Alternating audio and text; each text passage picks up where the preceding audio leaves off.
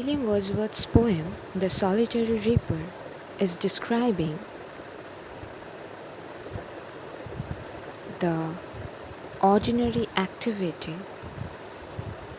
of a maiden in the field in an extraordinary manner.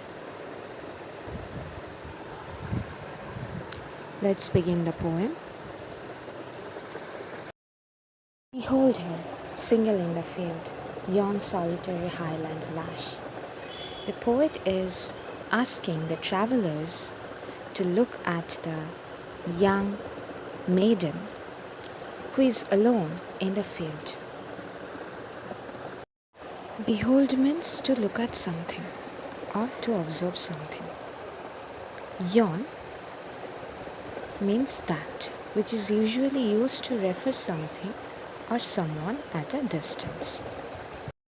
By the word highland, the poet is referring to Scottish Highland. And lash means a young girl. So the poet is asking the travelers to look at the young girl who is all alone in the field, reaping and singing by herself. Stop here or gently pass. So the girl who is alone in the field is reaping. Reaping means to cut and collect a crop. So she is doing her work and at the same time she is enjoying her work. That's why she is singing.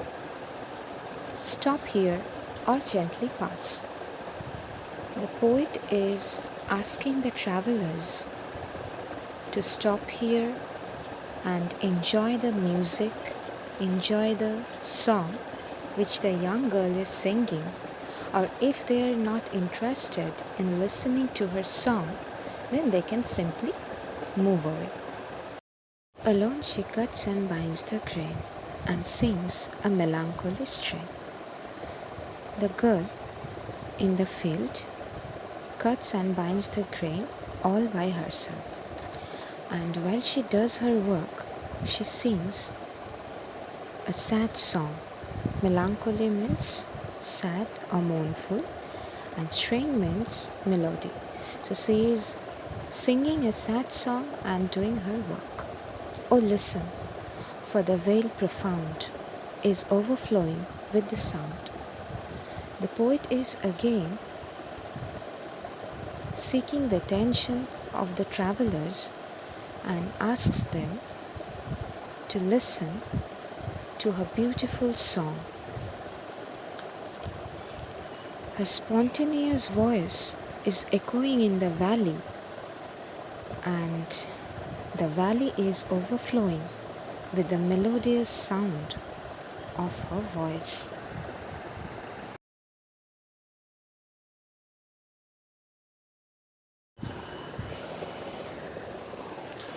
No nightingale did ever chaunt more welcome notes to weary bands of travellers in some shady haunt among Arabian sands. The poet is comparing the song of the young maiden to that of a nightingale.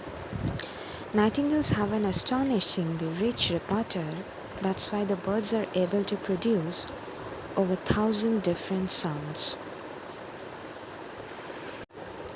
Mostly, male nightingale sings sitting in a dense cover, which is hard to get noticed. The word nightingale reminds us of John Keats's famous poem, Ode to a Nightingale.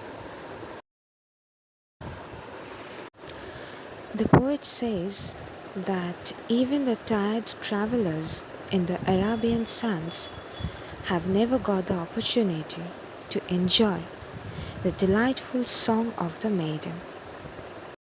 A voice so thrilling never was heard in springtime from the cuckoo bird, breaking the silence of the seas among the furthest Hebrides.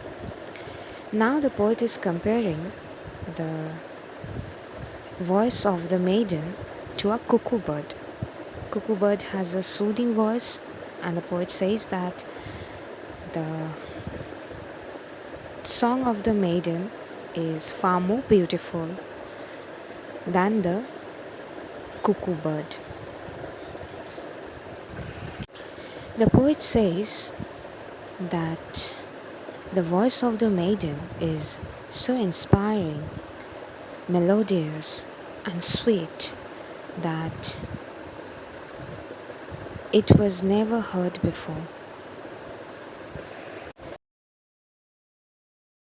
Hebrides is an island.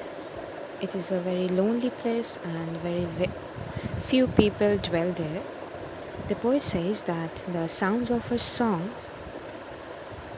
has the capability to break the silence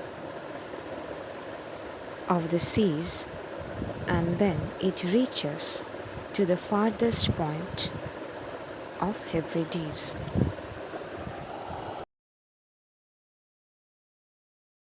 Moving to the next stanza. Will no one tell me what she sings? Perhaps the plaintive numbers flow for old unhappy, far off things and battles long ago. The third stanza begins with a question, and the poet is asking if anybody knew what kind of song she is singing. Plaintive means mournful. Now the poet guesses that the maiden is singing a sad song which might be reflecting about some remote things or experiences. Now the poet guesses that the song might be a reflection of some remote things or experiences or far off battles. Or is it some more humble lay, familiar matter of today? Some natural sorrow, loss, or pain that has been and may be again. Now the poet is again curious to know the theme of the song. As he did not get any answer from anyone, so he is guessing that the song might be less heroic, meaning some domestic work or something very simple, some matter of day-to-day life. Then he says, some natural sorrow, loss, or pain. Maybe the song is depicting something natural, the story of loss or pain that has been and may be again. So, as sorrow or loss or pain is part of our daily life, so he is saying that maybe the song is defining those things.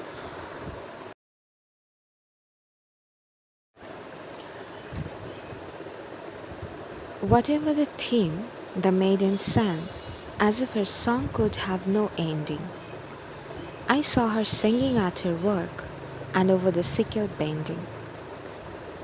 The poet is saying that though he is not understanding the theme of the song, but still it seems to him that the song is never ending. And he says that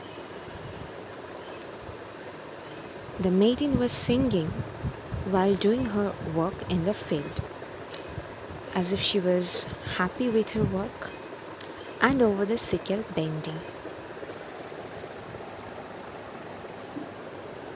Sickle means a tool with a short handle and a long curved metal part with a sharp edge that is used for cutting long grass or corn. So she was cutting and binding her grains and singing in the field. I listened, motionless and still, and as I mounted up the hill, the music in my heart I bore long after it was heard no more. When the poet was listening to the song of the maiden, then he was so immersed in the music or in the song that he stood motionless. And when he mounted up the hill, when he was riding up the hill, he still remembered the song. And that's why he said that it is a never ending song. The music in my heart I bore long after it was heard no more. So the poet was carrying the music in his heart for a long time. He can still remember the music as it was so soothing, so delighted to his ears. And he have never heard that kind of music again.